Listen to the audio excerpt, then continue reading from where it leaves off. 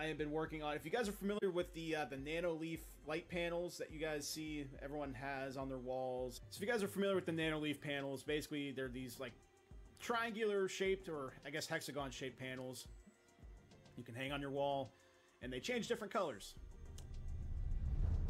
So what I've been doing, I've been wanting to get some of these myself. I think they look pretty cool.